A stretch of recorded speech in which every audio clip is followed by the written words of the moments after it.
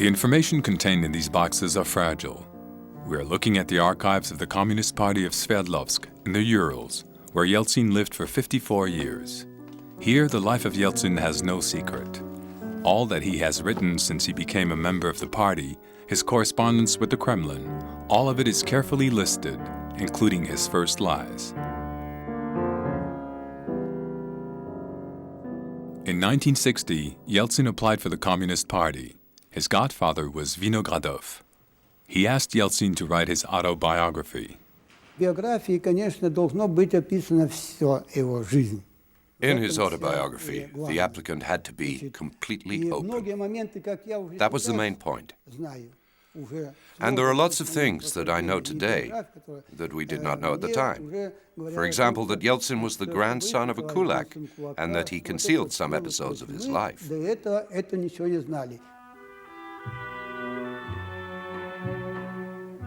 Yeltsin made his debut in the party in that way, by hiding that he belonged to a family of kulaks, wealthy farmers, therefore enemies of the people. Here was a small village in the Urals in the early 1930s. Revolution had not already disrupted its life. Yeltsin was born in this world when suddenly everything changed. The collectivization of the land overtook the village. That announced the fight against the kulaks. Because of his mill, Yeltsin's grandfather was considered a wealthy farmer. He was transported as a prisoner. The family properties were seized and handed over to the kolkhoz, or collective farm.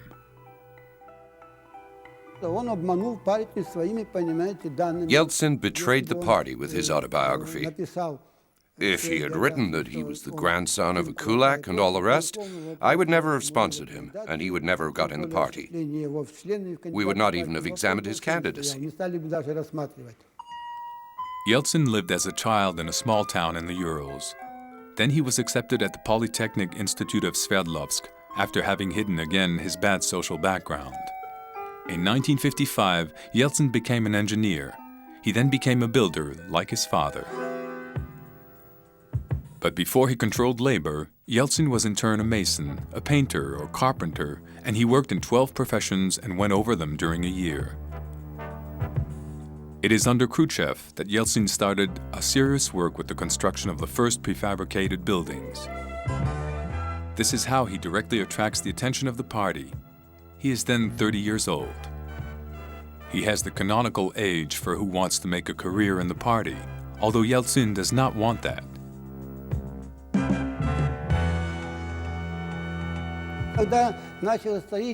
When the project of the prefabricated concrete building started, we wondered who was going to be the chief engineer. We thought of Yeltsin, but there was a problem. He was not a member of the party. So we asked a comrade to prepare Yeltsin to apply for the party.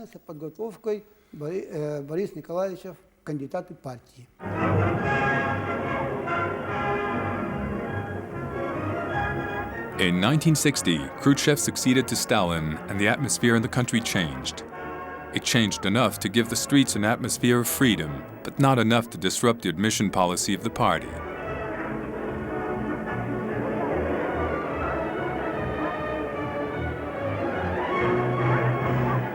Three names sponsored Yeltsin's application for the party, but Yeltsin's behavior created a problem right away. One of the sponsors, Sitnikov, wrote, "Yeltsin is too strict and too coarse for his age." After a trial period of 1 year, the three sponsors made an evaluation. Vinogradov then wrote, "Yeltsin is too coarse sometimes. He treats roughly the workers. He must take that into account and make sure that it never happens again." The construction manager of the party ran to my office and shouted, "Yeltsin and Sitnikov are arguing again. They are ready to fight. Come over quick to separate them." As secretary of the party, I often intervened in their conflicts. Several times we were faced with the question of Yeltsin's dismissal. But at the party committee, we were against that idea. We thought that Yeltsin was a young engineer with a great future. The crisis escalated to such an extent that they complained about me at the departmental committee. But they said I was right, and the issue went up to the summit.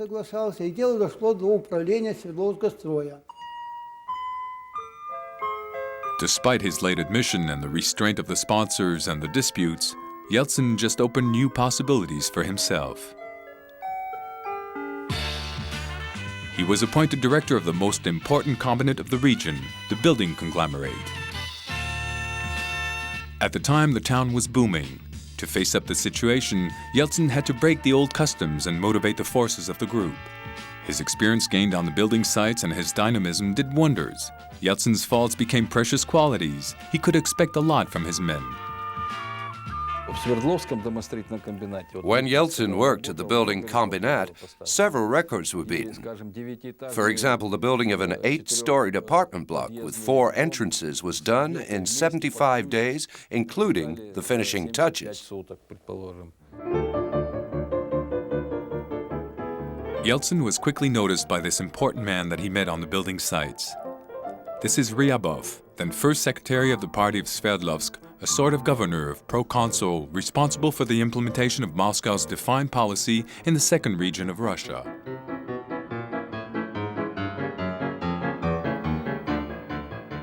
The party controlled everything. It managed the production and chose executives. So when Ryabov was looking for a construction boss for his region, he wanted a manager able to run a huge firm. He thought of Yeltsin. His comrades and mine then asked me, "Do you know his faults?" I answered, "No, you tell me." He's an ambitious person, a careerist, someone who, as we say, would trample anyone to get to his goal. And so what? I told them. I'm not hiring him for ideological work, but for an industrial job. He will not be my superior. I will be his superior.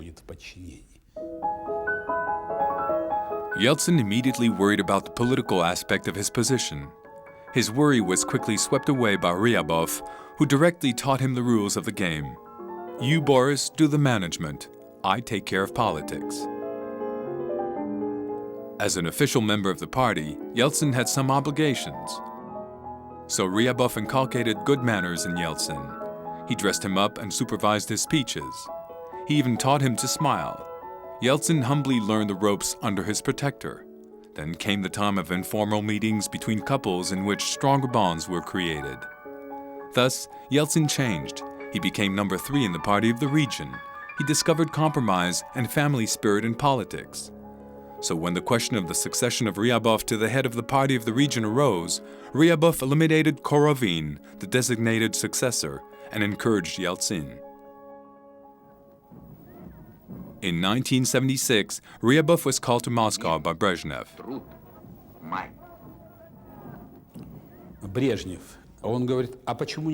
Brezhnev asked me, "Why not Korovin?" I answered, "Korovin lacks tenacity and willpower compared to Yeltsin. Yeltsin has authority. I wanted my successor to be able to control the region." Yeltsin wrote another autobiography. He still kept his background secret. However, this time it was very serious. As he became first secretary of the party of Sverdlovsk, Yeltsin entered the clan of men who count in the country. Except that, contrary to others, he made a career outside of the party. He was a man with practical experience who was lost in the political class. In fact, the first pictures show a leader trying to find himself, a clumsy person obviously not in his place. It is true that when he arrived, what he found was not very reassuring. There were those letters from residents who complained about the housing conditions, and there was also that mail he signed and sent to Moscow. confidential, for the attention of the President of the Cabinet.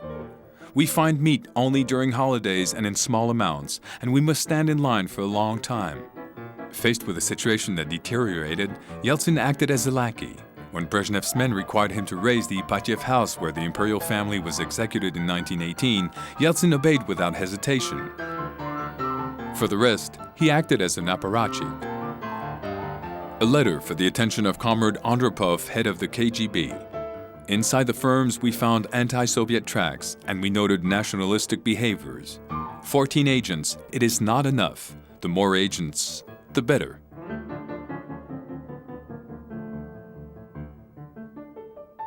That same day, Yeltsin wrote to ask for more militiamen and to increase patrols in the streets of the town. Of course, one can imagine that he was trying to fight against crime. But in my opinion, asking that same day for the reinforcement of the KGB and the militia indicates some state of panic.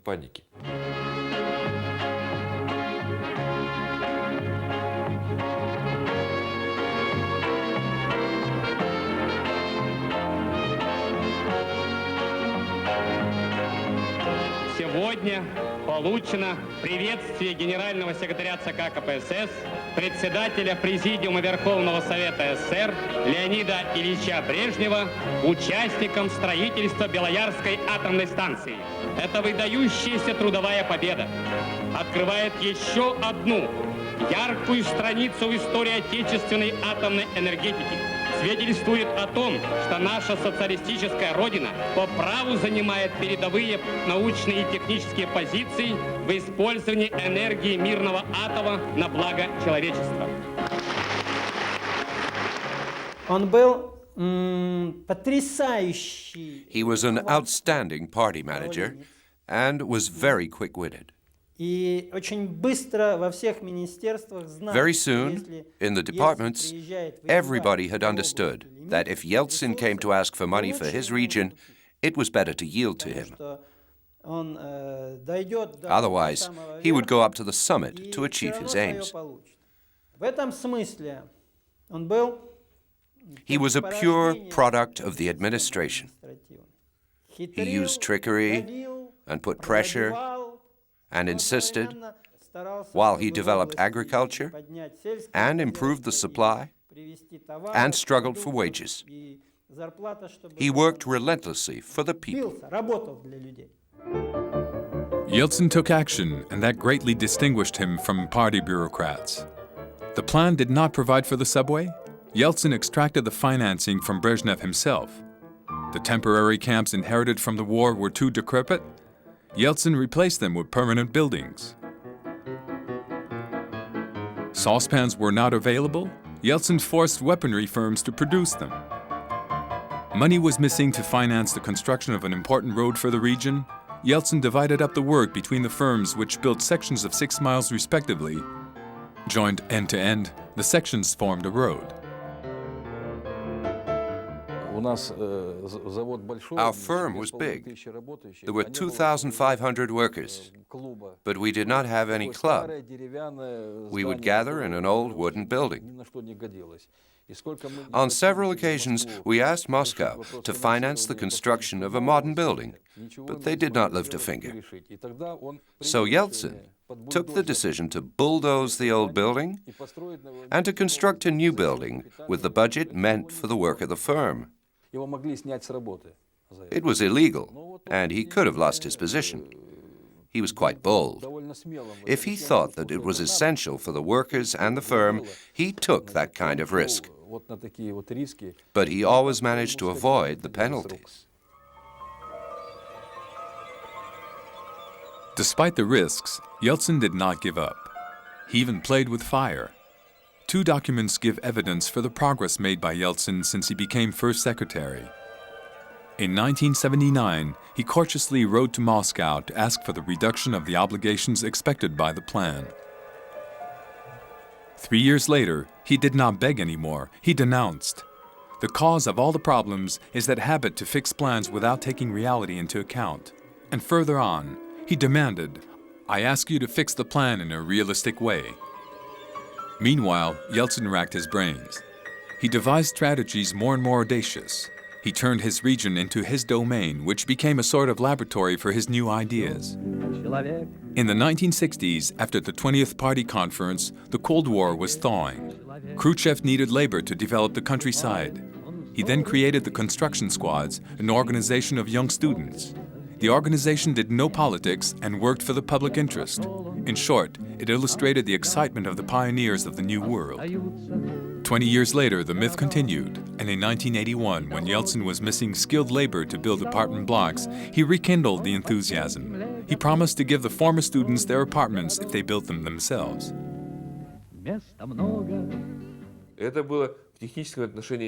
From a technical point of view, it was a brilliant decision.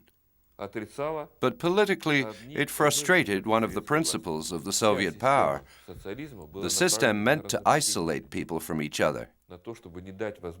Outside the party, it was forbidden to meet, to exchange ideas, or to have any group activity. And then suddenly, people of the same group were gathered without any control from the party. When the buildings were done, the neighbors started chatting in the staircases, in the kitchens, and setting the world to rights as everywhere. Without his knowledge, Yeltsin just broke a taboo all the more because the new tenants had the same background. They all came from college. In that padlocked world, it was like the beginning of an organized opposition.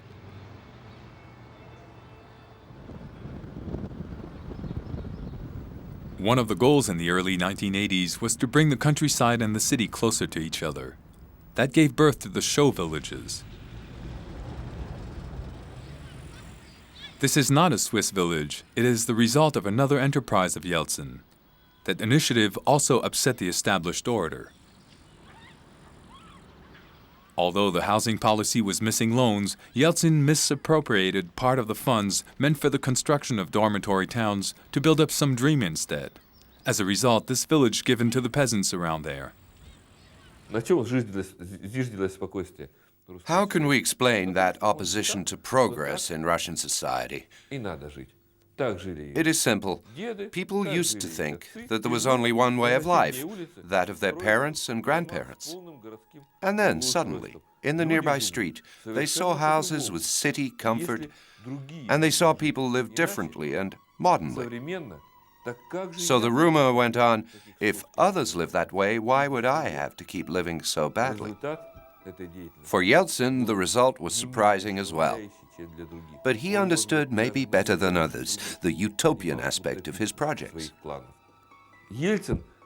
Through accurate technical decisions, Yeltsin was overthrowing the model of socialism. The incoherence of socialism became more and more obvious. In Sverdlovsk in 1981, 4 years before Gorbachev's perestroika, it was a first in Russia.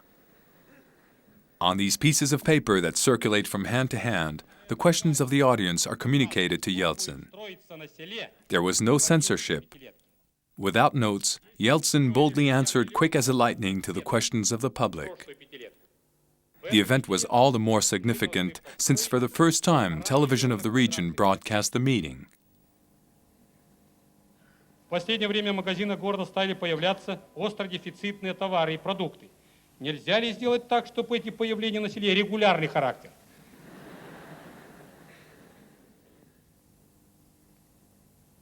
О питании студентов.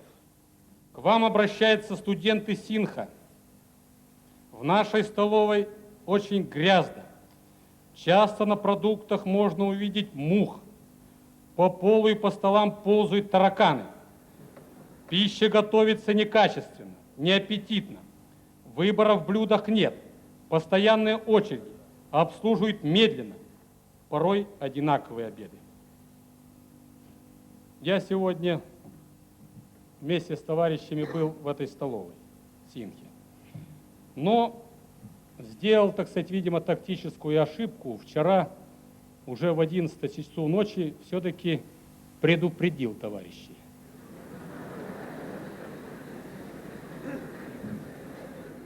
То, что здесь написано, и близко ничего нет.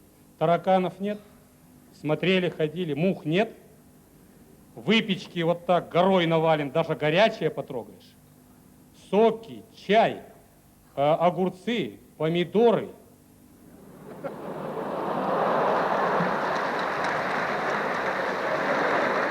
Первых блюд 3. Вторых блюд 3, в том числе такие, как беф строганое. Как реликвию меню взял специально, на память.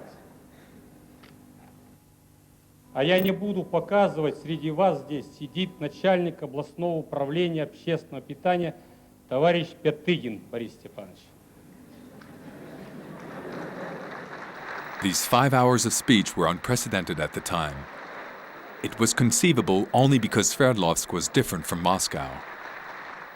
In Moscow in 1983, Andropov, leader of the KGB, succeeded to Brezhnev.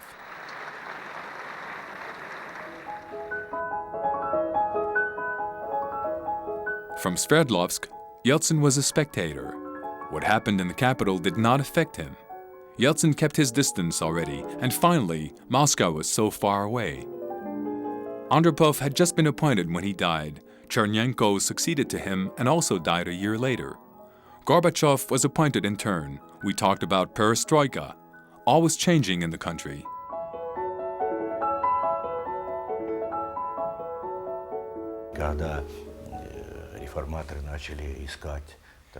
When the reformers started to make up teams and to look for trustworthy people, I honestly had doubts about Yeltsin.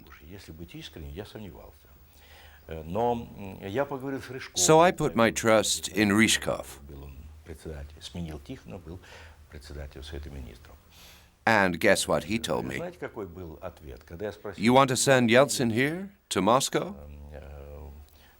I said, yes, that is what I planned. So he told me, you're going to get into trouble. In fact, Ryzhkov was right. Then Ligachev intervened and told me in private, Ryzhkov must have something against Yeltsin. Allow me to go see Yeltsin. A week later, he called me from Sverdlovsk. Yeltsin is the right man. Twice already, the party asked Yeltsin to come to Moscow, and twice Yeltsin refused. But this time, either Yeltsin accepted or he would be expelled. So it was not immediate true love between Yeltsin and the Kremlin. He just exchanged his region where he ruled for the capital where he became a pawn. But after a trial period of a few months, Gorbachev appointed him to the head of the party of Moscow. So Yeltsin did what he could do and applied to Moscow what he had learned in Sverdlovsk. We had the feeling that he was different from all the men who had held that position before him. Without having any hang-up, he displayed his personality in his visits to the shops, in his travel in public transport, and in his meetings with Muscovites. All of that was new in the Soviet Union, and it all started with Yeltsin. Gorbachev understood very soon that Yeltsin was the proper ally in his battle against the old guard.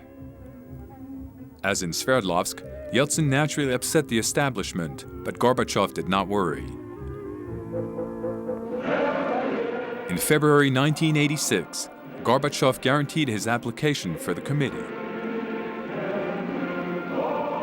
But Yeltsin got out of line. He took advantage of his new legitimacy. At the 27th Party Conference, contradicting his small position and assuming himself as a leader in disagreement with the party, Yeltsin questioned the body politic. Вполне правомерно спады в темпах экономического развития страны в течение последних пятилеток связать с руководством партии и государства. Ошибки отдельных лиц слишком дорого обходятся стране, авторитету партии и социализму в мире. Поэтому, мое мнение, Там, где благо руководителям всех уровней не оправданы, их надо отменить. Despite the prosecution, Gorbachev confirmed his choice made before the 27th Party Conference. In June 1986, he appointed Yeltsin substitute member of the committee. I counted on Yeltsin to be more on the left than me. It was not normal that I, the Secretary General, should be the most left-wing of all at the committee. So I needed a support from the left. It was an important role. However, Yeltsin was soon out of line with any position he was assigned to. He knocked the privileged members of the party. As a result, he had more and more enemies from the conservative side, and he faced the falling out of love of his old friends. Leconte himself, the friend who picked him up in Sverdlovsk, started to think that Yeltsin went too far. Я считаю, настолько комсомол оброс бюрократическим мохом, паутиной, штампованные фразы, прочее, инструкции, бумаги. Можете себе представить, на одном ЗИЛе 6 инициатив в этом году. Они столько ударных недель инициативных объявили, что их больше, чем вообще в году недель существует. Вот где настоящий, понимаешь, махровый бюрократизм в комсомольской работе. In Moscow, he immediately got down to work. But I soon felt that he was lacking preparation, perceptiveness, and experience. He has strength of character, but it is just his style to put pressure, to fire people with all his might, and to punish them. He is not constructive, but destructive. The disagreements expressed by Yeltsin had no doctrinal nature.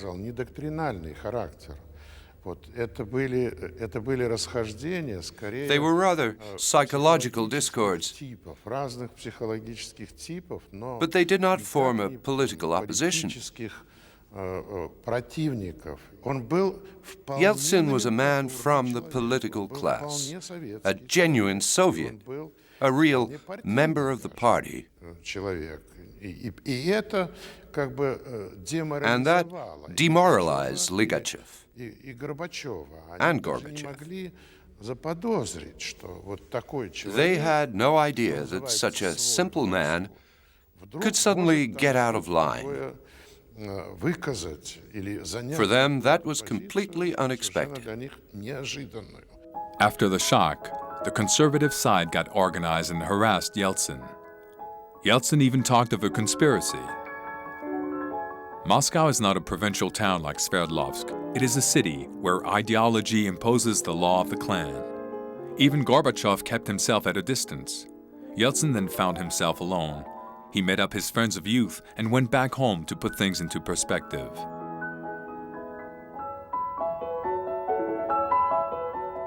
Because he was a principled man with practical experience, and knowing that he was not in power, he gave up the struggle this time. By the same way, he gave up a great destiny.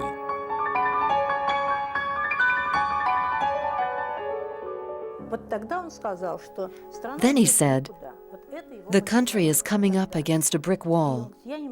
Those were his very words. He added, "I cannot stand it anymore. I am resigning from the committee. I will just keep on taking care of the party of Moscow." In his mind, it meant doing management and no more ideology. And if the party rejects my request, these were still his words, well, I will go back to work on the building sites. He even added, if they still want me. I told him, you know, they will not welcome you wherever you go. Well, in that case, we will go back to Sverdlovsk. And I remember him saying, in Sverdlovsk as well, they will be afraid of us.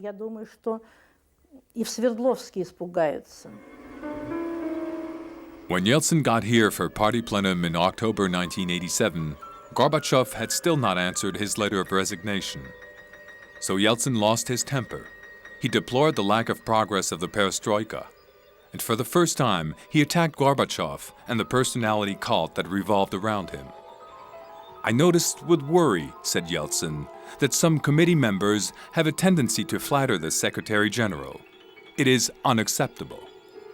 That was the limit for Gorbachev, who drove Yeltsin's friends to attack him, starting with his godfather from Sverdlovsk. I told them, I watch Yeltsin and I cannot believe my eyes. In Sverdlovsk, I knew how he behaved. As long as I was secretary of the Central Committee, I controlled him. But once I left, he started taking liberties and attacking the body politic. And in Moscow, he was doing it again. At the plenum, what counted was not what he said, but the way he said things. What mattered was his way of asserting straightforwardly, I do not agree with what is being done at the committee and the way it is being done. That was something unprecedented. It was obvious that an explosion would naturally follow such a situation. On November 7th, 1987, Yeltsin formally attended the parade. Not aware of his presence that very day, the committee judged him by describing his last intervention as a political error.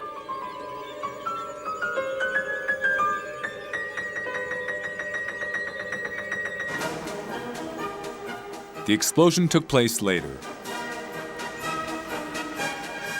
Meanwhile, the parade was still going on when Yeltsin was struck with a serious heart disease. He was hospitalized. I was with him at the hospital then. He could barely speak. Then Gorbachev called him into the plenum. I told Boris, if you want to go, you will have to run over me. Doctors stuffed Yeltsin with tranquilizers and took him to the plenum. Only the initiated who read these excerpts from the Pravda will know what happened in this real political case, which was heard on camera. All witnesses were for the prosecution, and the words were decisive. Irresponsible, immoral, ambitious, a traitor's strike against the party. Weakened by the tranquilizers, Yeltsin put himself out of misery. I am very guilty towards the party, he said, and towards Gorbachev. He almost needed a stretcher to get back. It's difficult for me to talk about all that. Then I said only one thing. Tell Gorbachev and all the others that what they did was criminal. They can even exile me if they want. I did not want to get rid of Yeltsin. Otherwise, we would have appointed him ambassador in a banana republic. He would still be sunbathing now. We even appointed him minister when he asked me to let him retire. I answered, you're only 1 month older than I, so if you retire, I will have to do the same. It's too early for us. Come on, get to work.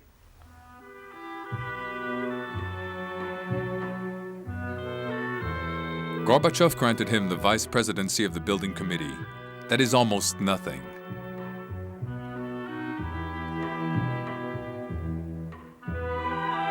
Yeltsin was isolated and forbidden to communicate with the press.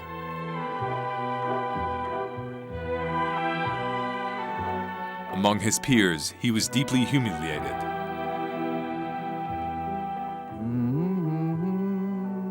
The violence that he underwent counted a lot.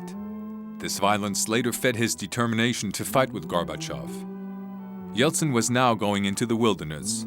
It lasted for 8 months. Only somebody very strong can take all that. Of course, the family supported him very much. But if you're not strong enough yourself, nobody can help. You know, he is a wonderful man. Men like him are very rare.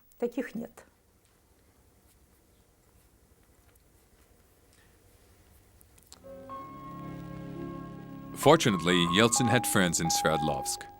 They allowed him to make a comeback. They demanded Moscow to let Yeltsin campaign for his candidacy to the next party conference.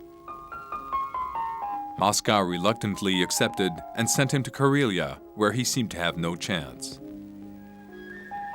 But on the very day, against all expectations, Yeltsin was present after having gathered the required votes to be there. He wanted to take a revenge against the committee that had humiliated him 8 months before. His old prosecutors could worry. Yeltsin attacked as usual. But this time he took the people as a witness. In fact, for the first time, television was broadcasting the discussions of the party, and millions of stupefied Soviets discovered the ideas of the party and the way leaders ran the party. Товарищи делегаты, щепетильный вопрос.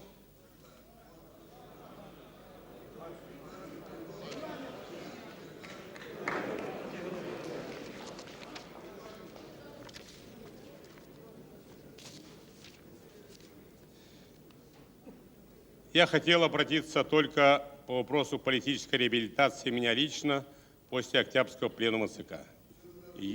Если вы считаете, что время уже не позволяет, тогда все.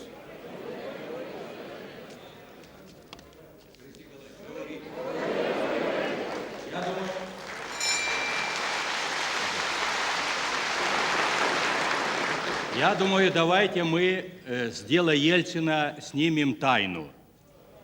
Пусть все, что считает Борис Николаевич сказать, скажет. А если что у нас появится с вами, тоже можно сказать. Пожалуйста, Борис Николаевич. Товарищи делегаты, и в выступлениях на конференции, и в моем выступлении полностью нашли отражение вопросы, высказанные мною на Октябрьском пленуме ЦК. Я остро переживаю случившееся и прошу конференцию отменить решение пленума по этому вопросу. Если сочтете возможным отменить, тем самым реабилитируйте меня в глазах коммунистов.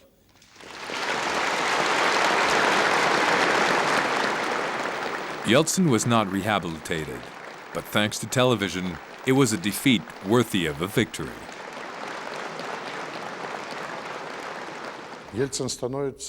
Yeltsin became a victim.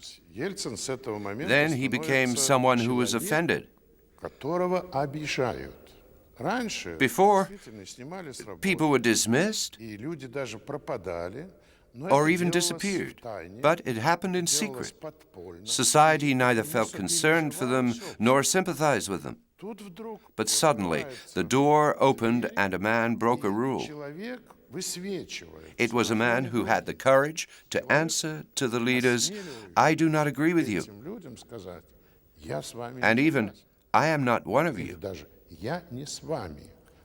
It was enough for a man to become a hero of the people, for a majority of Soviets to consider him as one of them.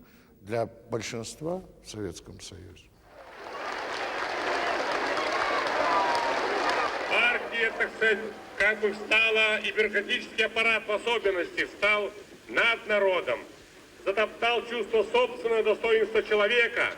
Надо его возродить. Yeltsin found new reasons to do politics.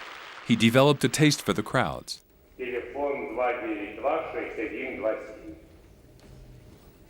He created a language that was simple, straightforward, and close to the people.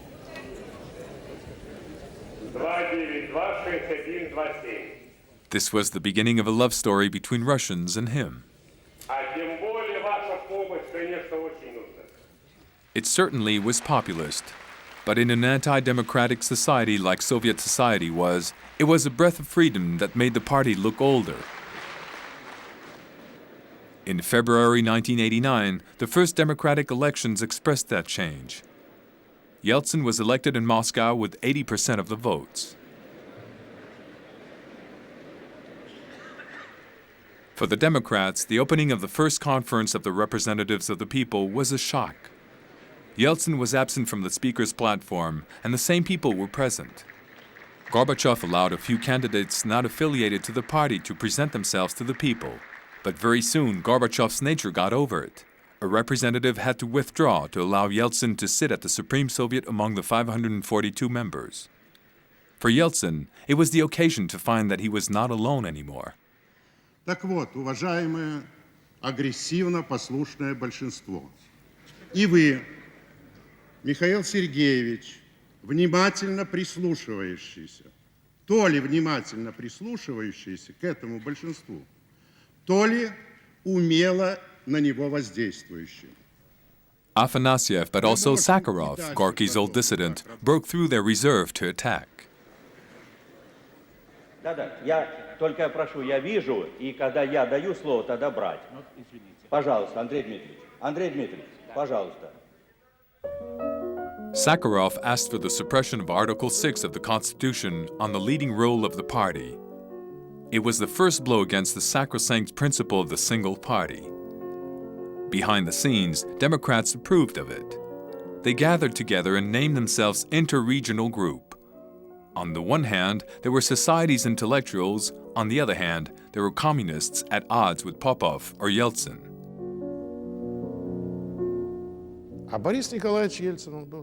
Yeltsin was an outsider. He seemed to come from another world. We did not do politics with him. He was not present with us for that. Neither Popov, nor Sakharov, nor I had any daily contact with him.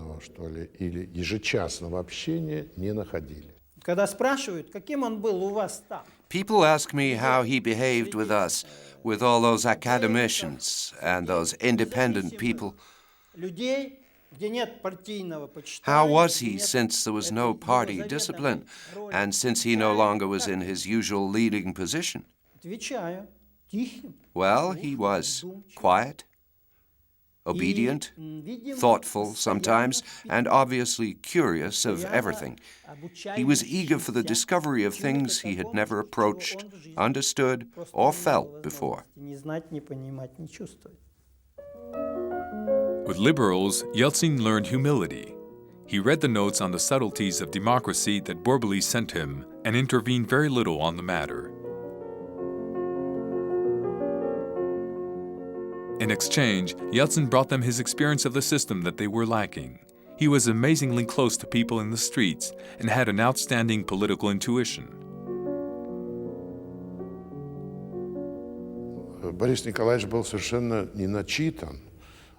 Yeltsin did not read at all. He did not read anything about history or philosophy or morals. He was almost ignorant. He was a self-made man.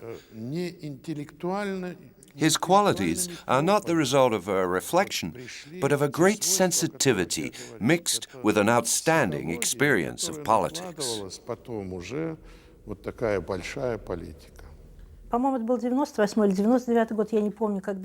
It was in 1988 or 1989, I can't remember, during an intervention in a school of the Komsomol.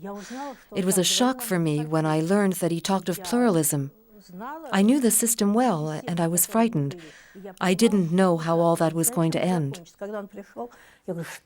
And when he came home, I told him, "Do you realize what you did?"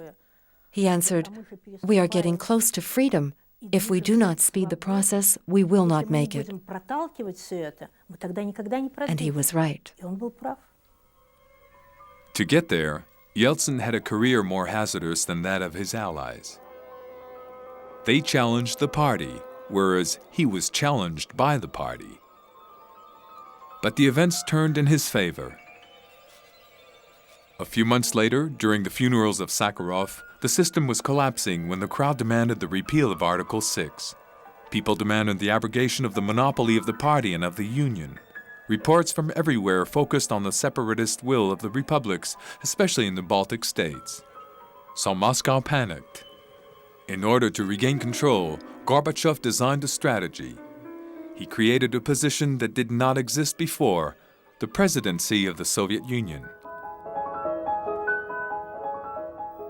With this measure, Gorbachev made a big mistake. He underlined the decline of the party and explicitly meant that the power was elsewhere. The circumstances mixed with Yeltsin's intuition did the rest. The circumstances were the elections of the Parliament of the Federation of Russia. To start with, Yeltsin went to Sverdlovsk. He campaigned to get elected as representative of the region.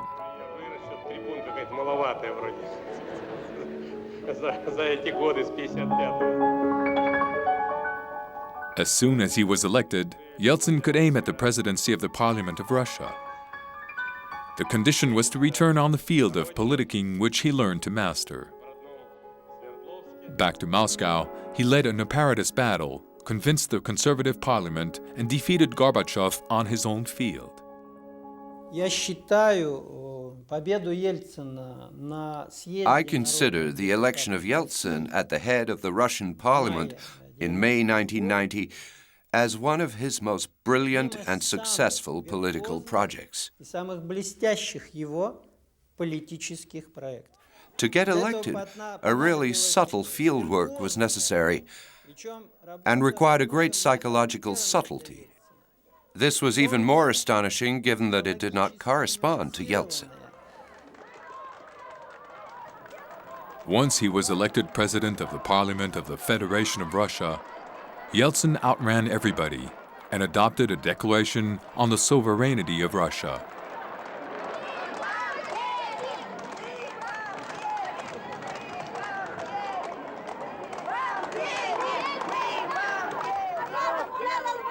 It sealed the independence of the most important republic of the Union.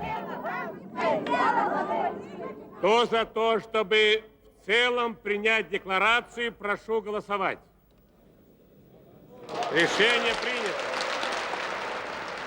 Yeltsin was not yet president of Russia, but he had made a huge progress. In his extreme confrontation with Gorbachev, he just took a decisive advantage. He became the head of a sovereign parliament and then stood as the first rival of Gorbachev.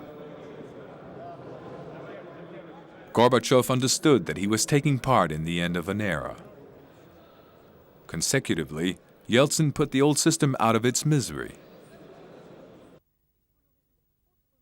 Из многих событий Among all the events we lived through, нагрузки all the suffering we have endured, на принятие решений, and all the hardships we went through, пережили, для Ельцина the end of the Communist Party really was the most painful moment for Yeltsin. трудно. Я на этом, I can tell you that this is true. я никогда не забуду, I will never forget how tormented he was, как он мучился, physically tormented at the idea of leaving the party. делать. В какой-то момент он понял, Then что he sincerely admitted that it was necessary. но принять But doing it was an incredibly hard duty for him. невероятно тяжело. И мы до поздней Until ночи very late at night, его the выступления day before his speech, и этого then, почти through that театрального large and прохода dramatic corridor which led to the great room, под гневные окрики and under the hateful insults of some people and the encouragements of others, сопровождения других, он до последнего he had to force himself until the last moment. заводил, All of that was extremely tiring. тяжело. Как глава высшей законодательной власти республики, я должен подчиняться воле народа и его полномочных представителей. Поэтому я в соответствии со своими обязательствами, данными в предвыборный период, заявляю о своем выходе из КПСС, чтобы иметь большую возможность эффективно влиять на деятельность Советов, готов сотрудничать со всеми партиями и общественно-политическими организациями республики.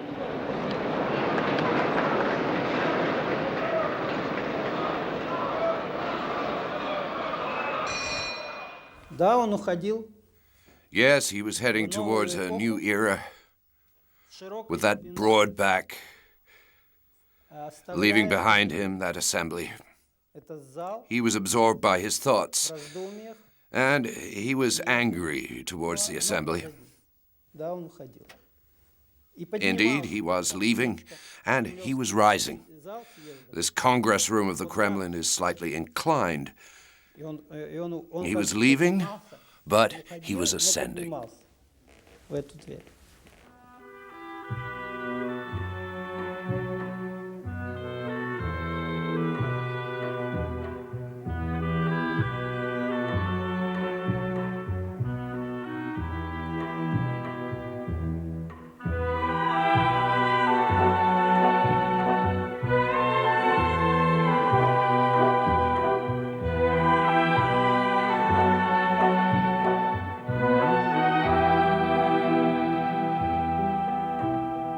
кажется порою, что солдат с кровавых не пришедшие полей не в землю нашу полегли когда-то, а превратились в белых журавлей.